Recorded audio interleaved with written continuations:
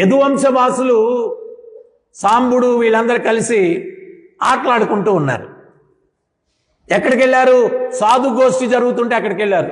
మరి ఏం చేశారు? సాంబుడికి ఒక స్త్రీ వేషం వేసి, అది కూడా ఎటువంటి స్త్రీ వేషం అంటే గర్భముతో ఉన్నటువంటి స్త్రీలాగా ఆమెకు వేషం వేసి, ఆయనకు వేషం వేసి ఆ సాధువుల దగ్గరికి వెళ్ళి వెటకారాలు ఆడారు. అంటే సాధువుల్ని పరీక్షించడం. మన జీవితంలో ఎప్పుడు కూడా చేయకూడదు ఏంటి అంటే సాధువుల శక్తిని కానీ వీటన్నిటిని మనం పరీక్షించకూడదు. వీటిని పరీక్షించకూడదు. ఒకసారి రాఘవేంద్ర స్వామి ఒక ప్రచారంలో భాగంగా ఒక ఊరికి వెళ్తారు. ఒక గృహస్థుడి ఇంట్లో సత్సంగం ఏర్పాటు చేస్తారు. సత్సంగం ఏర్పాటు చేస్తే ఆయన ప్రవచనం చెప్తూ ఉంటాడు. ఆ గృహస్థులు ఆ సత్సంగానికి వచ్చినటువంటి వ్యక్తులందరికీ కూడా అన్నప్రసాదం ఏర్పాట్లు చేస్తూ ఉంటారు. వాళ్ళకు చిన్న పిల్లోడు ఉన్నాడు, 4-5 సంవత్సరాల పిల్లోడు. వాడు ఆడుకుంటూ ఇంతకు ముందు రోజుల్లో ఏంటి అంటే పెద్ద పెద్ద గంగాళాలు పాత్రలో వండేవాళ్ళు కట్టెల పొయ్యి మీద. తర్వాత గంజి వార్చేవాళ్ళు. ఆ గంజి వార్చడానికి ఏం చేసేవాళ్ళు అంటే గొయ్యి దోవేవాళ్ళు, దాంట్లో గంజి పోసేవాళ్ళు, వేడి వేడి గంజి. వీడు ఆడుకుంటూ ఆ పిల్లవాడు వెళ్ళిపోయి ఆ గంజి గుంటలో పడిపోయాడు, చనిపోయాడు. ఈ విషయం తల్లిదండ్రులకు తెలిసింది. ఆ తల్లిదండ్రులు ఏం చేశారు? ఇంత పెద్ద సత్సంగం కార్యక్రమం జరుగుతుంది, గురువుగారు రాఘవేంద్ర స్వామి మాట్లాడుతూ ఉన్నారు, అందరు భక్తులు, ఆయన ఎప్పుడో 2 సంవత్సరాల కిందట వచ్చాడు, మళ్ళీ ఇప్పుడు వచ్చారు, మనం ఇప్పుడు పిల్లోడు చనిపోయాడని చెప్పి ఏడుపులు మొదలు పెడితే ఆ సత్సంగం అంతా కూడా కలత చెందుతుంది. ఆ గురువుగారు ఇచ్చే సందేశాన్ని వినలేకపోతారు, వాళ్ళందరూ మిస్ అయిపోతారు. వాళ్ళకు కలిగిన మహద్భాగ్యాన్ని మనం ఎందుకు కలత పెట్టడం అని చెప్పి వాళ్ళు గప్చిప్గా ఏమీ జరగనట్టుగా అన్ని కార్యక్రమాలు చక్కబెడతా ఉంటారు, ఏర్పాట్లన్నీ చేస్తూ ఉంటారు. తర్వాత ప్రవచనం అయిపోగానే ప్రసాద వితరణ ఇవన్నీ ఉంటుంది, వాటన్నిటి కూడా ఏర్పాట్లు చేస్తూ ఉన్నారు. వాళ్ళు అసలు కుమారుడు చనిపోయాడని చెప్పి ఏం కలత చెందినట్టు లోపల దుఃఖం ఉంది. వీళ్ళకి ఆ ఎమోషన్ ఉంది, కానీ ఆ ప్రవచనం ప్రచారం కలత చెందుతుంది అని చెప్పి వాళ్ళు ఏమీ కలత చెందనట్టుగా నటిస్తూ కార్యక్రమం జరిపించేశారు. ప్రవచనం అయిపోయిన తర్వాత ఈ మధ్వ సాంప్రదాయంలో ఏంటి అంటే ఎవరన్నా వచ్చి ప్రణామం చేస్తే అక్షింతలు ఉంటాయి, అవి వాళ్ళ మీద వేస్తారు ఆశీర్వచనంగా. సో అందరూ వచ్చి గురువుగారి దగ్గర ప్రణములతో ఉన్నారు, ఆయన ఆశీర్వచనం చేస్తూ ఉన్నారు. తర్వాత ఈ భార్యాభర్తలు కూడా వచ్చి ప్రణామం చేశారు. అప్పుడు రాఘవేంద్ర స్వామి ఏమన్నాడంటే, అమ్మా కుటుంబ సమేతంగా రండి అమ్మా, మీ ఇద్దరినే కాదు మీ అబ్బాయిని కూడా తీసుకురండి, ఆశీర్వచనం చేస్తాను. వీళ్ళు ఏమన్నారంటే, ఆ గురువుగారండి వాడు చిన్నపిల్లోడు కదా, ఎక్కడో దూరంగా ఆడుకుంటున్నాడు, చాలా దూరం వెళ్ళిపోయాడు, దూరంగా ఆడుకుంటున్నారు. అప్పుడు రాఘవేంద్ర స్వామి అన్నారు, ఎంత దూరమైనా పర్వాలేదమ్మా, కుటుంబ సమేతంగా రండి, ముగ్గురిని ఆశీర్వచనం చేస్తానన్నారు. లేదు గురువుగారు వాళ్ళు చాలా దూరంగా ఉన్నారు. మూడోసారి గట్టిగా అనేసరికి అప్పుడు ఇంక వీళ్ళు తట్టుకోలేక ఆ ఎమోషన్ బరస్ట్ అయిపోయింది. వాళ్ళ దుఃఖంతో వాడు గంజిగుంటలో పడి మరణించాడు. ఏం పర్లేదుమా, తీసుకురండి వాడిని అన్నాడు. అంటే ఆ యొక్క మృత కళేబరాన్ని ఆ పిల్లవాడిని తీసుకొని వచ్చి రాఘవేంద్ర స్వామి పాదాల మీద ముందు పడుకోబెట్టారు.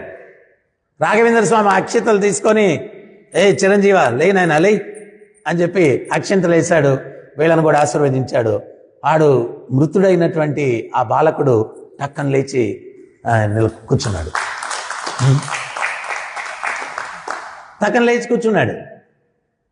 వాళ్ళ ఆనందానికి అవధులు లేవు. కొంతమంది ఏంటంటే ఇటువంటి లీలలు వినేసి నాటకాలు చేయడం మొదలు పెడతారు. రాఘవేంద్ర స్వామి పవిత్రత ఏంటి? సాక్షాత్తు ప్రహ్లాదుడు ఆయన ఒక్కడిని కాదు, 100 మందిని కాదు, 1,00,000 మందిని కూడా బతికించగలడు. ఈ పనికి మాలినోళ్ళు మేము కూడా మహిమలు చేస్తామని చెప్పి వేషాలు వేసేసి ఆమె ఒకడిని బతుకుండేవాడిని పడుకోబెట్టేసి వాడికి ఏదో లేపేసేవాడిని. ఇటువంటి డ్రామాలన్నీ చేస్తారు.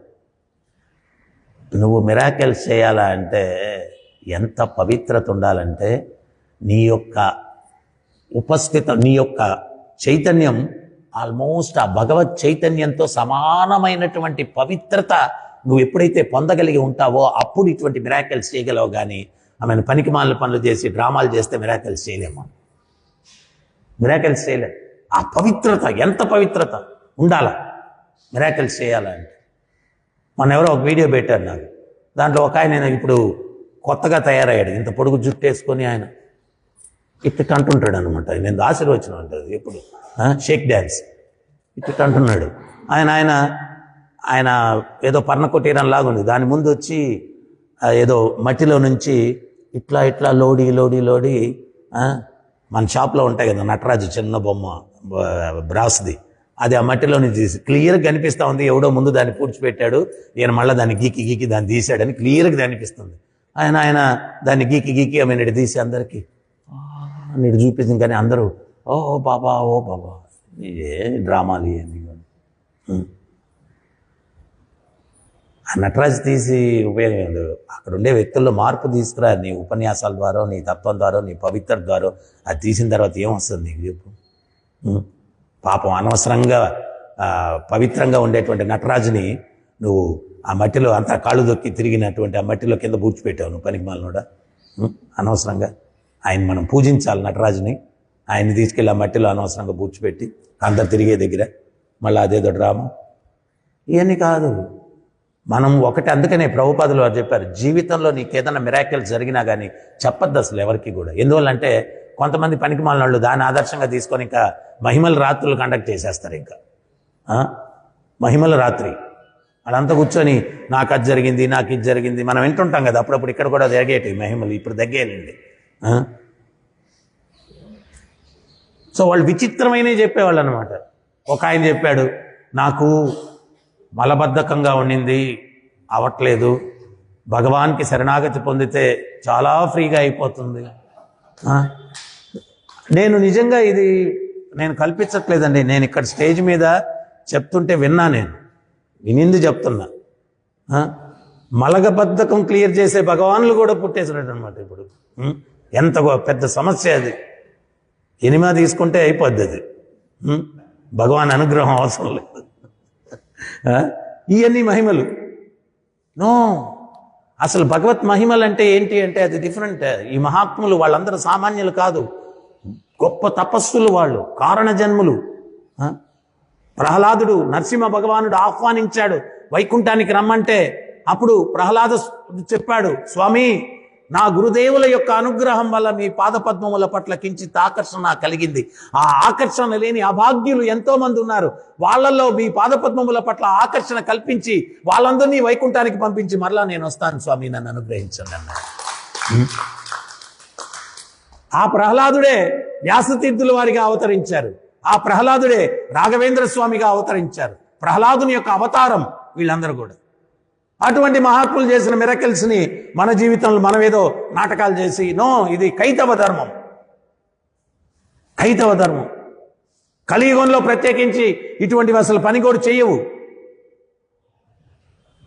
సో అందువల్ల అక్కడికి ఇద్దరు వ్యక్తులు వచ్చారు.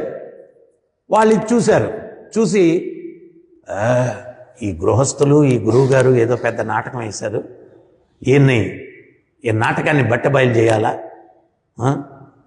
ఈయనేదో దొంగస్వామి ఉన్నట్టున్నాడు అని చెప్పి వాళ్ళు ఏం చేశారంటే, ప్రవచనం అంతా అయిపోయిన తర్వాత రాఘవేంద్ర స్వామిని ఇంకో ఊరికి తీసుకెళ్తున్నారు పల్లకీలో. తీసుకుని వెళ్తూ ఉంటే వాళ్ళిద్దరిలో ఒకడి కుమారుణ్ణి ఆ రహదారిలో పడుకోబెట్టేశారు. వాడి మీద ఒక తెల్ల బట్ట కప్పేసి ఇద్దరు కూర్చొని ఏడుస్తున్నారు, నా కొడుకు చనిపోయాడు చనిపోయాడు చనిపోయాడు. ఆయన రాఘవేంద్ర స్వామి పల్లకి దగ్గరకు వచ్చిన తర్వాత ఆడు, అయ్యో నా కుమారుడు చనిపోయారు, స్వామి మీరు రక్షించండి, స్వామి మీరు రక్షించండి. రాఘవేంద్ర స్వామి నవ్వుతూ అన్నాడు, పోయినోడు ఇంకెట్లా వస్తాడు రా, పోయినోడు ఇంకెట్లా వస్తాడు రా అన్నాడు. ఏం స్వామి పోయినాడా? పోయాడు కదరా, ఇంకెక్కడ వస్తాడు అన్నాడు. వీళ్ళు నాటకం అని అర్థమైపోయింది. ఎక్కడ పోయాడు, వాడిని ఊరికే పనుకోబెట్టాం నిన్ను పరీక్షించడానికి అని చెప్పి ఆ బట్టెట్ లాగారనమాట. లాగారే లేరా అన్నాడు. వాడెక్కడ లేస్తున్నాడు, పోయాడు. ఆడెక్కడ లేస్తున్నాడు, పోయాడు. వాడు గిలగిల కొట్టు ఊపేసి లే అంటే ఎక్కడా లేదు, ప్రాణం పోయింది, ఫినిష్ అయిపోయింది. అప్పుడు రాఘవేంద్ర స్వామి పాదాల మీద పడి, స్వామి మీలాంటి మహాత్ముల్ని పరీక్షించాలని చెప్పి మేము ఈ నాటకం ఆడాం, క్షమించండి మమ్మల్ని, మా అపరాధానికి క్షమించండి. అప్పుడు రాఘవేంద్ర స్వామి కరుణతో లైనాయన లేయి అన్నాడు. వాళ్ళు వేసి కూర్చున్నాడు. సో మనం ఏంటి అంటే, ప్రత్యేకించి సాధువులు భగవంతునికి చాలా ప్రియం. ఎందువల్లంటే లోక కళ్యాణం కోసం వాళ్ళు తప్పిస్తూ ఉన్నారు.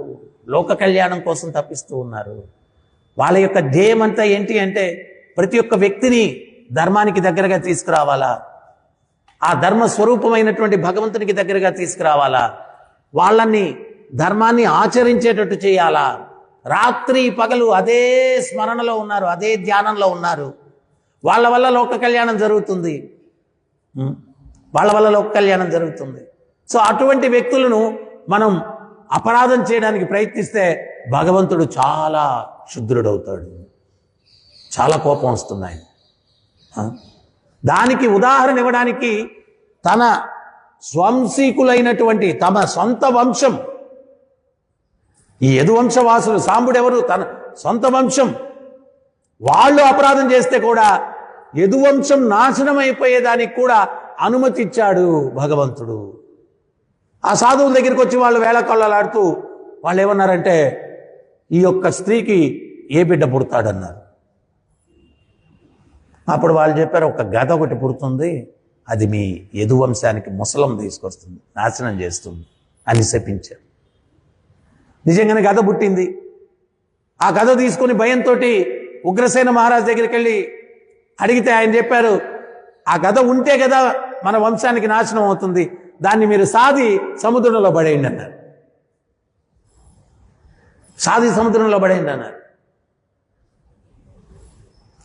చాలామంది ఏం చెప్తారు అంటే, ఆ వేటగాడికి చిన్న ముక్క మిగిలిందంట, షార్ప్గా కూసుగా ఉండేది, దాన్ని ఇదేం చేస్తారని పడేశారంట.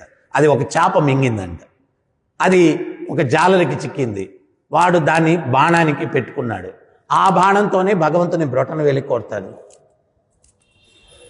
అంటే ఆ సాధువుల యొక్క శాపాన్ని భగవంతుడు కూడా గౌరవిస్తున్నాడు. తల్లి గర్భంలో ఉన్న పరీక్షిత్తు బ్రహ్మాస్త్రం బారి నుంచి కాపాడినటువంటి దేవదేవుడు ఆయన ఇంత చిన్నది వచ్చి, అది ఎవరన్నా మీరు చరిత్రలో చూడండి, బొటనేలకి ఏదైనా గుచ్చుకుంటే ప్రాణం పోద్దా? బొటనేలకి బొటనేలు కాదు, కాలు తీసేసినా ప్రాణం పోదు. కానీ ఒక కారణం తర్వాత ఆ సాధువుల యొక్క శాపానికి గౌరవం ఇవ్వడం.